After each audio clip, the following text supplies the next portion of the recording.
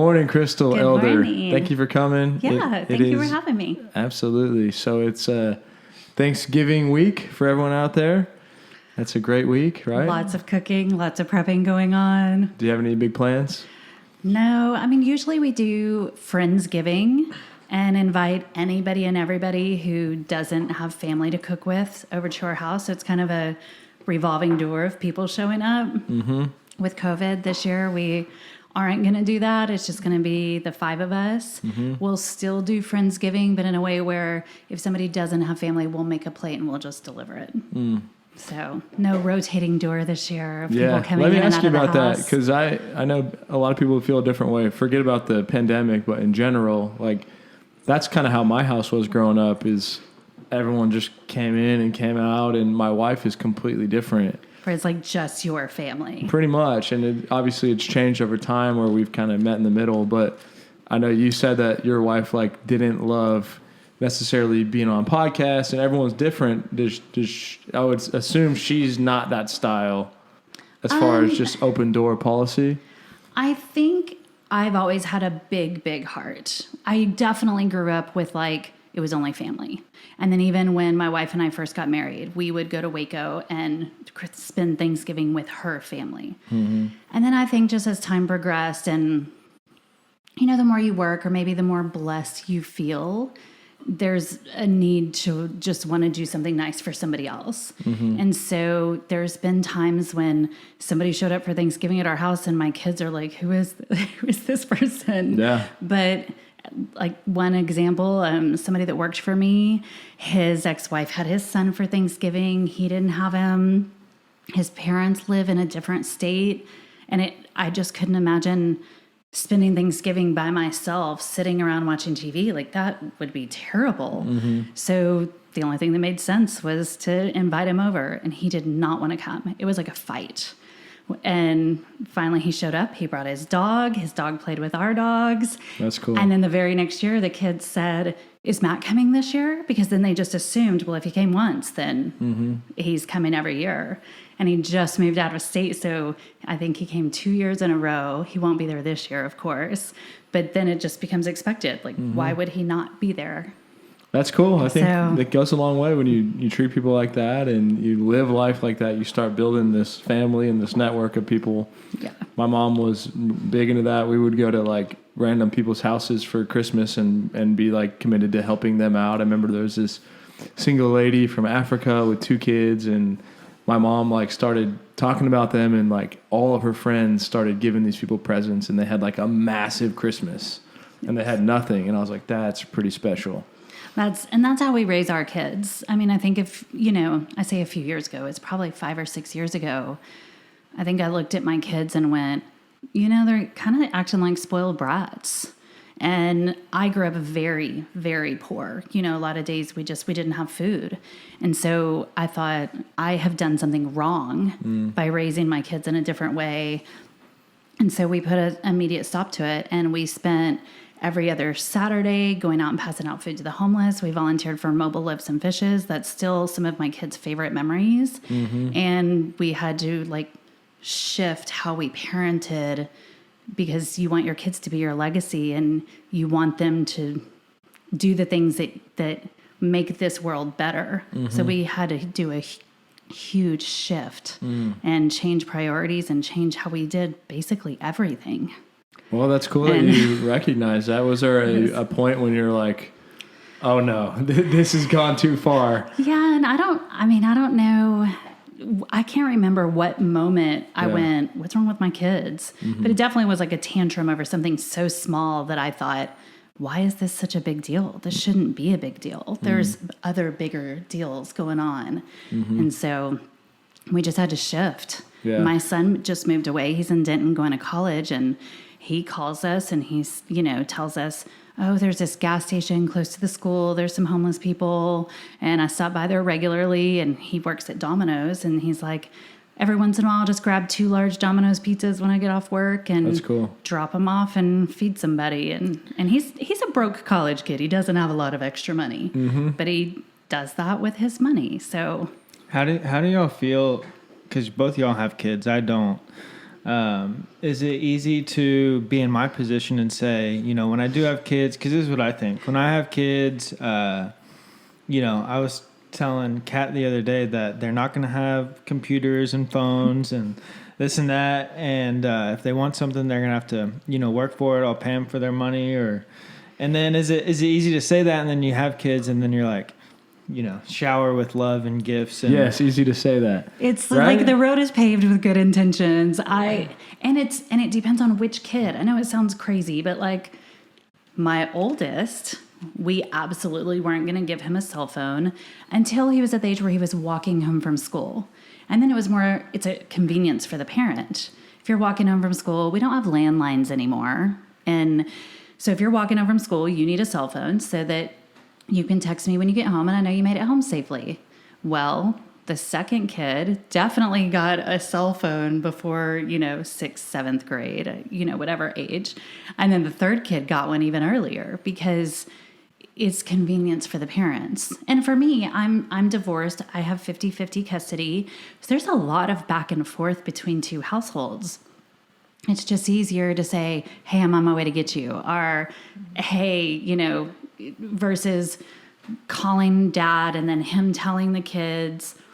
Yeah. It's convenience. And every situation is different. I feel like, in my opinion, the more and more I think about just anything in life is very few things are black and white. Or go according to plan.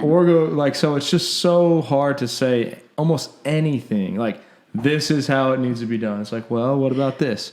And it's like maybe a stupid example, but like, imagine, like she said, all kids are different. Like they grow up with their own personality. You have to parent every single one of them different. What if your kid is like the next Steve Jobs, and what if he just like loves these phones and he's actually going to be the guy that redevelops them? I'll get him some computer wires and some stuff and let him what I mean. So, but you wouldn't even know, you don't know if you're like, my rule is no phones, no internet. Yeah, I get it. So it's really, really fascinating. You try to manage the chaos as much as you can. Like, I just had a conversation with another mom this weekend where I brought up that we have Life 360 on our phones. It's a program so I can pull it out at any time and see where my kids are. They all three drive now. I can see how fast they're driving or what their max speed was that week. Careful, kids. Oh, yeah. Well, they know. But they've also used it to see where I'm at. Where one day they're like, where are you? Oh, I'm with a client. No, you're not. I could see that you're having a drink at the bar around the corner. So with a client. A client. Yes, absolutely. Use that as an excuse. But I feel safer knowing where they are. And believe it or not, they actually like seeing where I'm at. They probably all know that I'm right here, right now. They've looked at some point to see where mom is. Mm-hmm. But the mom I was talking to, her and her daughter were like, absolutely not. We're never putting that on that kid's phone. And that's fine. You just have to make the decisions that feel right in your household. And you won't know until that moment. Yeah. And we had some friends over last night and they were talking about like the husband and wife about their opinions on Christmas and like, do we tell the kids that Santa's real or not? And it's like all these kind of things you don't ever really think about, but then they can become massive things, So it was like this huge debate between them. One of the things my mom taught me when I had kids, and I didn't ever think about it, but like I said, we didn't have a lot of money growing up. And so, and now I see it on social media, but like they say Santa gifts, try to make the Santa gifts at your home, not the big gifts. Because once kids start school, if you have one group of kids going to school saying, Santa brought me a PS5, the newest PlayStation, and then you have a family that grew up like us where we got socks, we definitely weren't getting video games.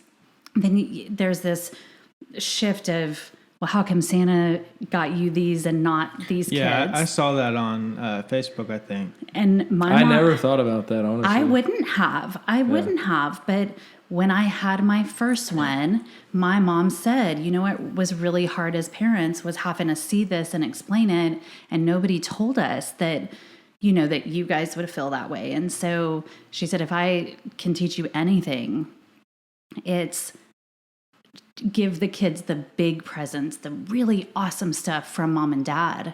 teach them that mom and dad worked really hard to give you those things.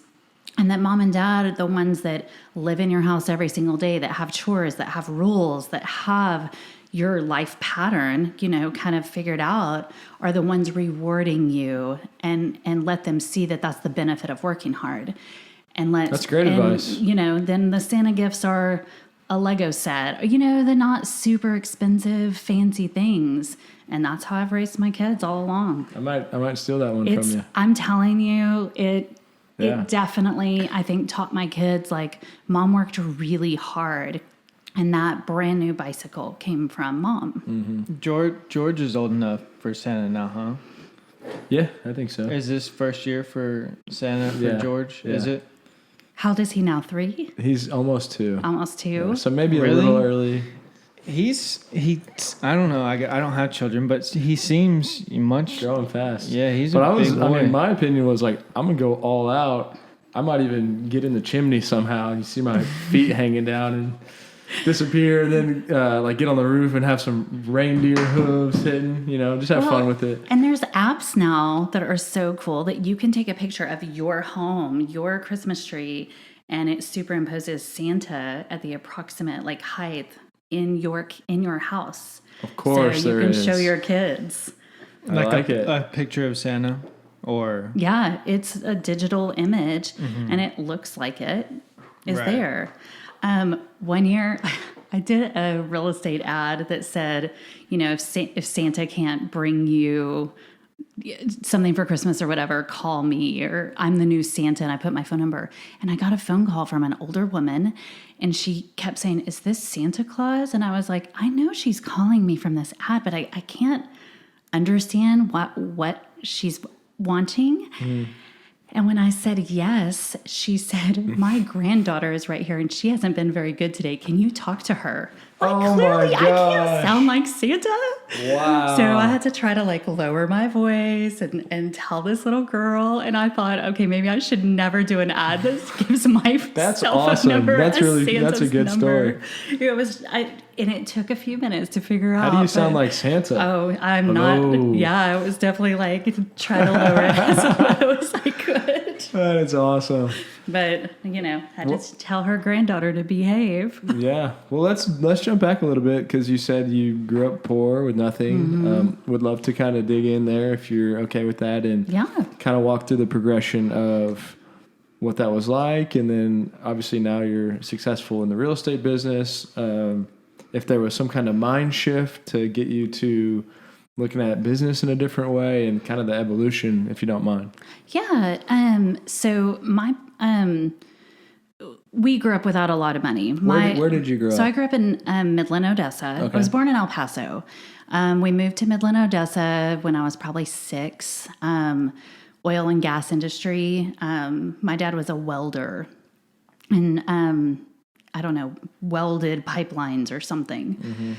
So we moved to Midland, Odessa, and while we were growing up, I'm the oldest of 5 kids. So while we were growing up, my dad kind of went back to school and went to the police academy and became a sheriff's deputy. And my mom went back to school and became a nurse. So for a little while, things are great. But then my parents got divorced, and my dad raised all 5 of us.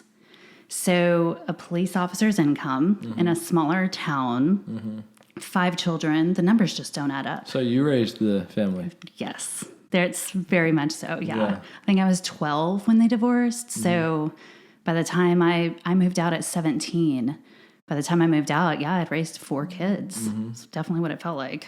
Yeah, I mean, I can't imagine he could do that much, no. A police officer full time. Well, and so he worked 3 or 4 jobs at a time. So there was a lot of years that he worked as a sheriff's deputy 11 at night till 7 in the morning, knowing that I was there at night, so the kids were fine.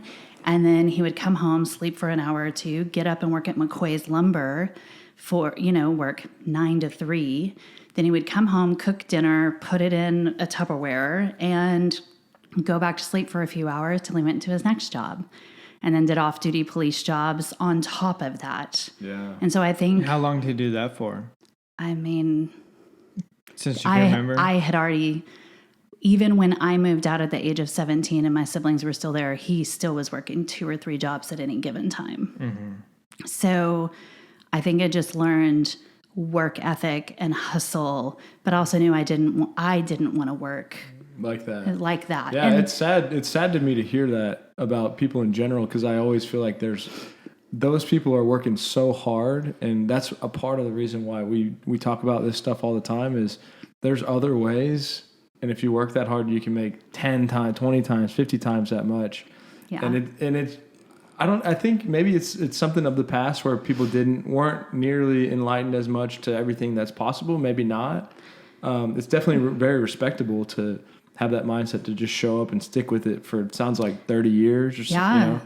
But, and I think too, there's a shift now. I mean, I see it because my kids are older, and you'll see it as your kids grow up, and you see it on Facebook and in the media, that there is a definite push towards college, and that a college education is the only thing that's going to prepare you for your future or prepare you to make any kind of money. Well, we didn't have the money for me to go to school. I started taking classes to be a nurse like my mom. Very early on realized that I love people too much. I cannot sit by somebody's bedside and take care of them when they're dying like that. It would break my heart. But I lucked into, because my dad had so many jobs, he was a courtesy officer at an apartment community. So when you're a courtesy officer, you get free rent or half off your rent, and you patrol the neighborhood and take calls, emergency calls. Well, the apartment management asked me one day if I wanted to lease apartments and get half off my rent. And I was 17, moving out. Absolutely, I want half off my rent. Started doing that, fell in love with that, and I quit going to school. And that was it. That was the start of property management and then leading into real estate. And that was my eye-opening of, wow, by the age of 20, I was making more money managing apartment communities than my friends who were getting out of college. Mm-hmm. And I could do that without going to school and just working hard and applying myself and learning this business that I knew nothing about. And I had some amazing mentors and leaders that invested time and energy into me to where I could absorb that knowledge and then apply it. Mm-hmm. So I went from leasing apartments to assistant manager, marketing director, and then stayed in the real estate and property management business till I got my real estate license. And here we are. Well, tell us kind of what does it look like now for you? So even for the last 7 years, I worked a full-time job for a real estate technology company, and had my real estate business. Okay. I grew up that way. You work 12 hours a day. Sure. And so 2 years ago, the technical job that I worked for a company, auction.com. Okay. So we auctioned foreclosure homes. And I managed a sales team and worked with the technology team we built a real estate app for first-time home buyers, and just worked on that side. But 2 years ago, 2 or 3 years ago, the company sold. Who did they sell to? Do you know? I don't remember the name of the company, but it's the same company that owns iHeartMedia, iHeartRadio. I mean, it sold for like $10 billion.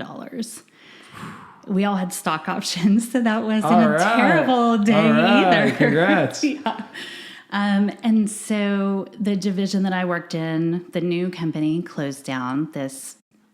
I was in like an innovation department, building apps, doing those things. They closed down our division, and the founder of auction.com asked me to go to a new company he was starting. So I went there for a year and advised on real estate tech startup.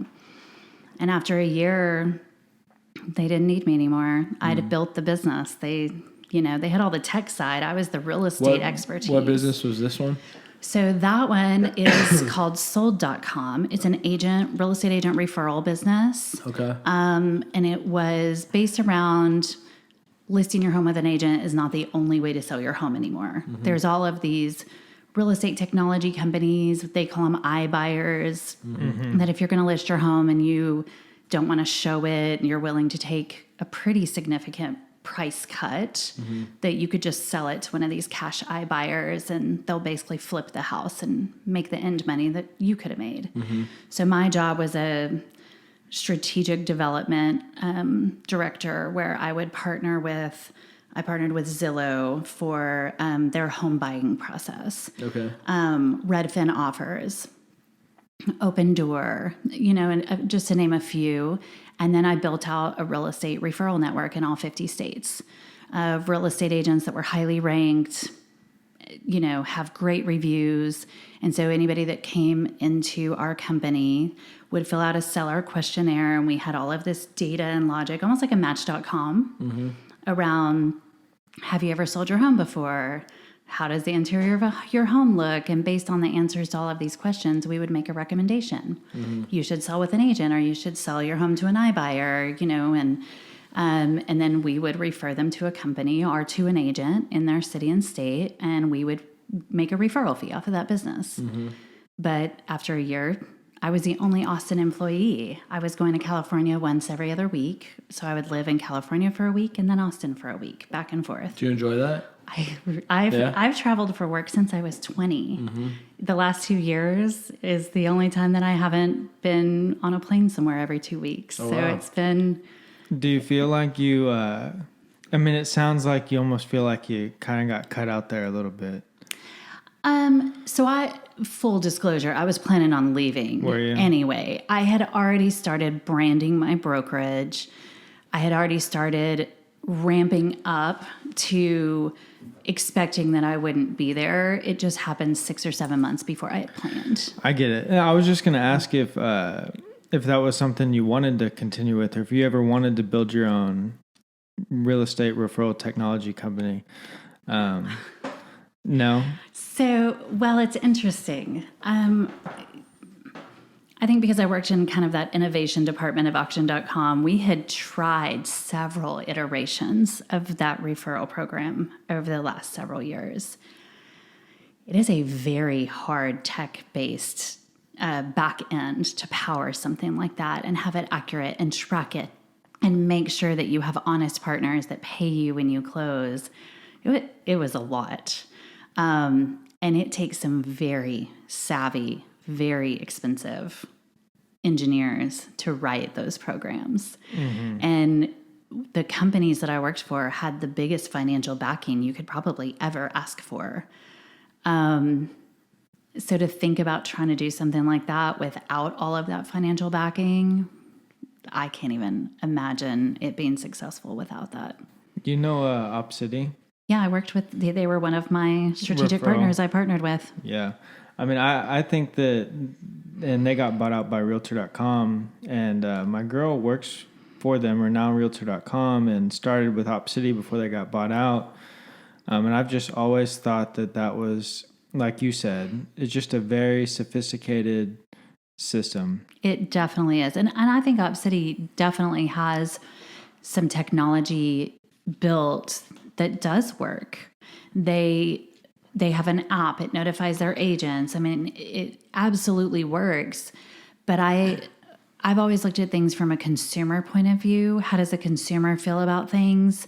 Do they understand what's going on? And I work with OpCity. I get OpCity leads. 90% of the time when I get on the phone with somebody, they have no idea why they just got transferred to me. Yeah. And so the whole first few minutes of that phone call, I'm having to build trust very quickly. And that's a hard thing to do with a stranger on the other side of the phone. When somebody's buying or selling a home and it's the largest transaction of their life, there has to be trust there. It's because those agents get paid for, the OpCity agents, they get paid for transfers. Yes. Transfer. Well, they have so many leads coming in. I imagine they're and it's everywhere. fast. And it's insane. you click this, we're calling you, or however they do that. And then it feels a little awkward, like for the agent, when that call gets transferred to me, because the call is also being recorded. So the OpCity transfer agent is still on the phone, and they're listening to my initial introduction and conversation.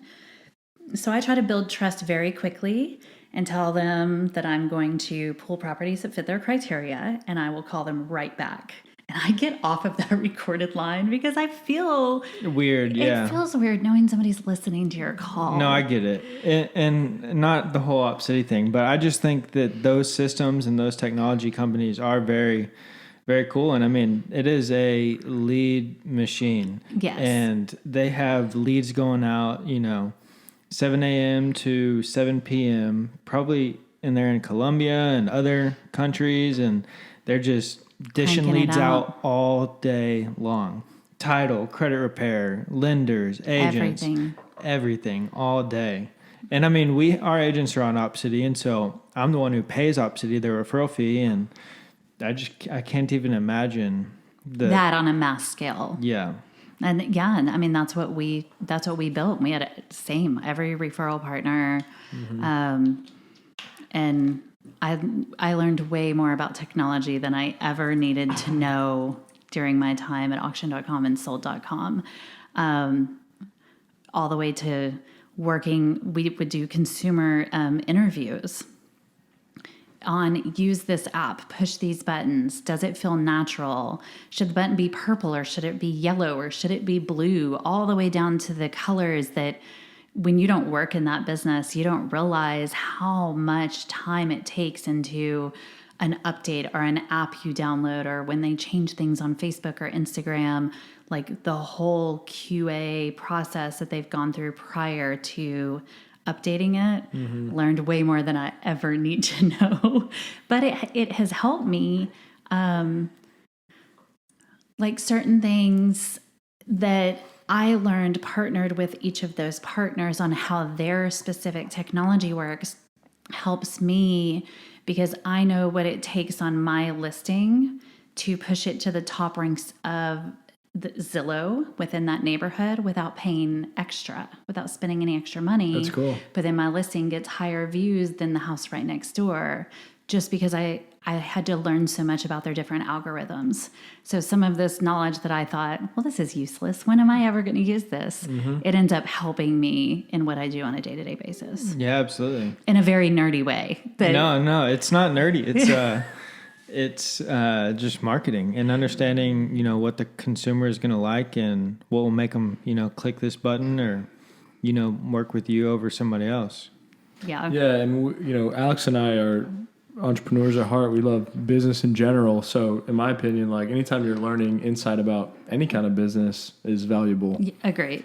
Well, just even talking about it now is valuable for listeners, so there's thousands of things to look at it. Yeah, I could geek out and talk about technology all the time, which is often surprising to people that know me really well, because I'm the girl that drives the 4x4 truck and goes to the gun range on the weekends. And I'm a country girl through and through. And I could sit and geek out over technology. Well, it's a different world too because I have a little insight through a company called Sunroom, and it's just a little bit, but before that I'm like, tech company, like what do they do? How does it work? I don't understand it at all. And the company I worked for was huge. Yeah. I mean, over 1,000 employees.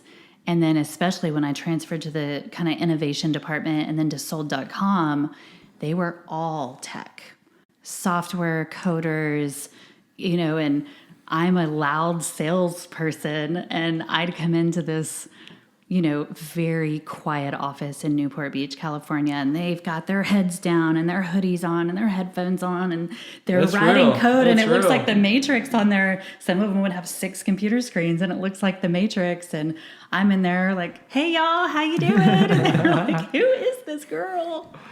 Very different personalities, but they would warm up and get a little bit louder as they got to know me, and I learned to be a little bit quieter when I was working with them. Mm-hmm. So what were you doing? You were saying like, hey guys, we need to develop it in this manner, and this is what we're actually looking for here, and this is why we need to have it this way. Yes, like one of the apps we built was it was education for first-time home buyers. So first-time home buyers often want to, if they don't have perfect credit, as an example, they want to do credit repair or think they know what they should fix on their credit before they talk to a real estate agent or a lender. And it's actually opposite. you could think that you should pay off a credit card or pay down something on your credit, and you're spending money that you don't have to spend. It's not going to affect your credit score, your approval for getting a home. So we would our app walked everybody through the process of how to get qualified, how to choose a lender or a real estate agent.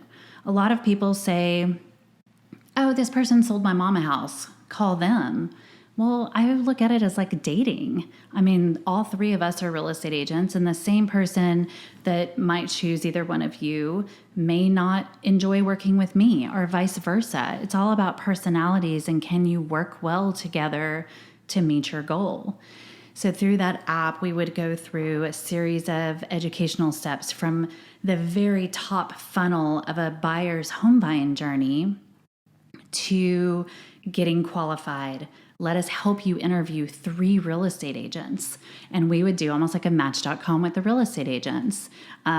There's some people that prefer to work with a male. Some people prefer to work with a female. Some people prefer a little bit older. Some people prefer a little bit younger. There's just preconceived notions of who you want to work with. So through a series of that, we would match them with 3 agents. We would set the appointments with 3 agents and have them interview each one and decide which one they felt like was a best personality fit to sell their home. And then through that, then it was, we had all of that technology. Then we had a marketing platform. So the agents that we partnered with would benefit on their end, because not only did they just get this lead and now they have a buyer that they're going to help buy a home, but we would do additional marketing. Or if that buyer needed to sell a home before they bought, we would do additional marketing on the house that they needed to sell at no expense to the customer or the agent.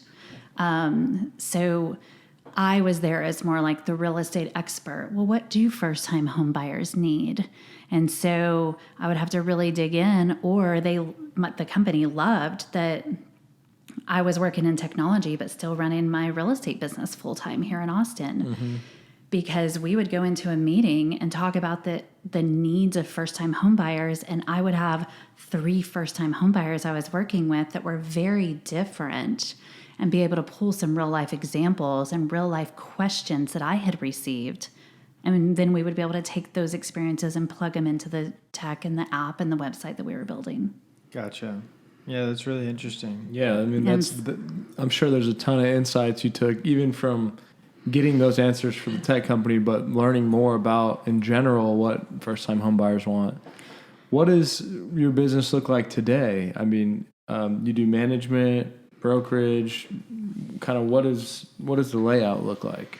So for me right now, the last 2 years, have been, I like to say that I'm really lucky. And I think I discount the fact that there's some hustle that goes in behind the scenes, because to me, that's just your normal work life. 99% of my business is referrals. Cool. Friend, family. I don't do any advertising online for new clients, unless the only marketing I pay for is marketing to list a home and get it sold. So it's all based on relationships. But I also don't know a stranger. I've sold more homes to people I met on an airplane, flying from California to Austin back and forth, or flying to Belize or whatever. That's cool. Than anybody else, because that stranger next to me is going to be my friend before we get off the airplane.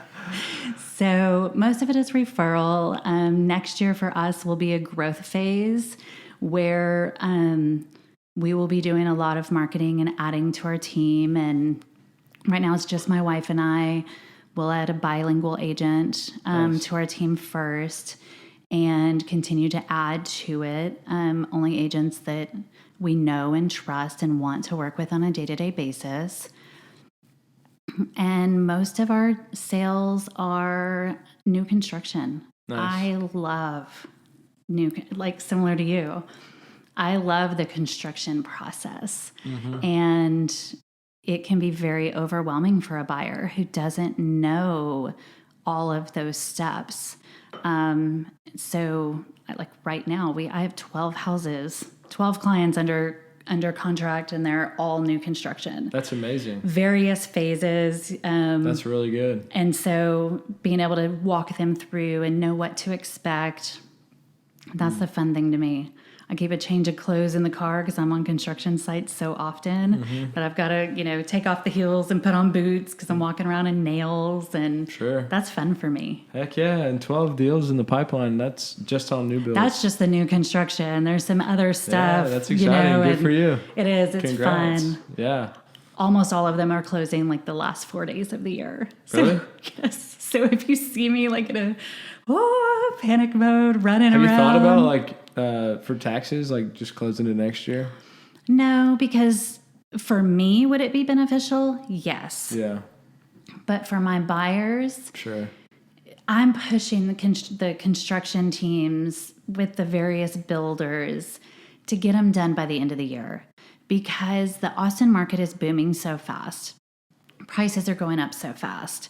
So even though tax-wise, I would much rather have this income the following year to, as a little bit of break. Yeah. It benefits the buyers to try and close before the end of the year so that they can file their homestead tax exemption in 2021 versus waiting another full year to 2022. Right. It makes sense. So I've got 2 homes that the builder has said, I don't know if we can get it done by the end of the year. And I'm going by there once a week. Like, what do you need? Let's get this done. Come on, guys. Speed it up. Do you need me to bring you pizza? What do you need? Let's get this done. Just because I want that for them. Yeah. What do you think is valuable for listeners or agents to know when working with new builds and homeowner or developers? I think the biggest thing is, if you're working with a buyer for new construction from the very beginning, picking the lot choice is a big deal. You really want to pay attention to, is it on a busy street? If somebody likes grilling in their backyard, you don't want the sun setting facing your back porch. Like those little things. But the most important thing to me is phase inspections. Builders hate them, but I think it's the best protection for the buyer. You heard that? Phase inspections. It's getting, there's a series of 3. One is the pre-pour inspection, right before they pour the foundation, making sure that the engineered plans are on site, the inspector is looking at the engineered plans and the structure of the foundation that's going to be poured, and making sure it's correct before that concrete goes down. The next phase is pre-sheetrock. So before the insulation goes in, before the sheetrock goes on the wall, where the inspector can see all of the plumbing, all of the electrical, and making sure that everything is done right. And then the third is the final inspection. And every builder in the world will tell you, you don't need to do a phase inspection. No, we'll just do one at the end. Yeah, we have city code, compliance comes out. Our team comes out. I have never had a phase inspection come back without something. And some of it's small, but some of it's big. I had clients build a $800,000 custom home in Liberty Hill on 1 acre. Beautiful home, amazing builder. A builder that I would work with 1,000,000 times over. But the pre-pour foundation inspection showed there was a huge oak tree right off the back porch. Well, that huge oak tree has big roots. So that foundation has to be dug differently than a normal foundation. So they have to put in what's called a root beam barrier, meaning they have to dig down an extra 6 to 8 feet, whatever the engineer says, and pour that foundation a little like a wall to help prevent that oak tree root from destroying your home.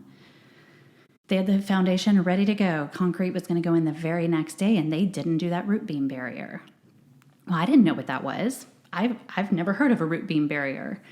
But the phase inspector that came out looked at the engineered plans, saw it wasn't there, and then he helped us, me, my buyer, argue with the builder until they finally agreed. They had to come pull up all of the metal pieces, the wrought iron, and all of that out of that corner, dig down, redo it, and then yeah, so you looked really good in front of your clients. Yes, and they stood with me, like they trusted me, they trusted the inspector, and we had to get kind of ugly about it with the builder. but it got done and they're in their dream home and it's beautiful. And I like to go sit on their back porch and barbecue and have fun. And know that there's that barrier there. Yes, know that beautiful oak tree isn't destroying their house every day. That's cool. That's a good story. We would have never really found valuable. that. Yeah, that's valuable for people to know. Yeah. Awesome. Well, what are ways that we can add value for you, or what are things you're trying to accomplish for maybe some of our listeners that can help you out as you're trying to grow the brokerage? So branding, I would assume, is one of them. Kind of get the plans out there, like anything you can think of. Branding, video. I'm definitely going to be hitting you up to help me with some video. You got this one right here. Yes, and I think what you guys are doing on your remodel, like construction stuff, is super beneficial. Yeah, I think a lot of people don't understand the value of spending a couple $1,000s to upgrade your tile or change your paint color before you list your home. Just that little bit is and knowing where to spend that little bit. So having somebody that understands construction and understands real estate to advise you on the right way to spend money on upgrades before you sell your home. So right now I need a good tile guy and a good flooring guy. So we got you covered. I know.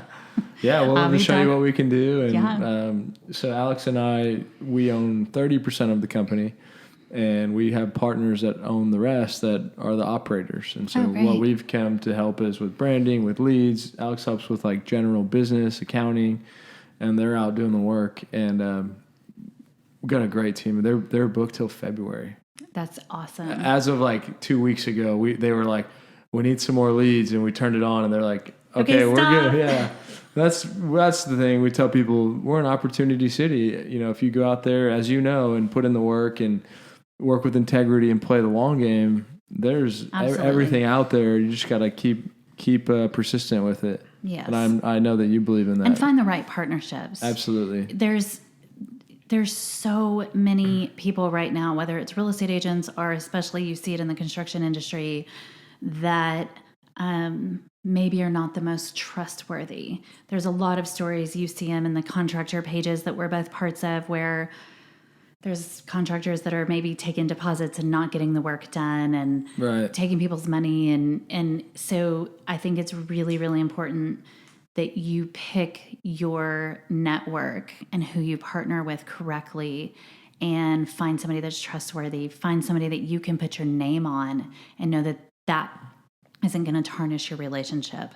And I learned that through all my years of building these referral businesses is you have to be careful who you work with. Right. And we've worked together on a few deals and few projects, and almost, anybody within your brokerage that I've worked with has been amazing. That's great to hear. We love to hear that. So that's a good, trustworthy people. Yeah, that's a good way to end the show. I mean, that's great advice. Way to cap it off. We appreciate it.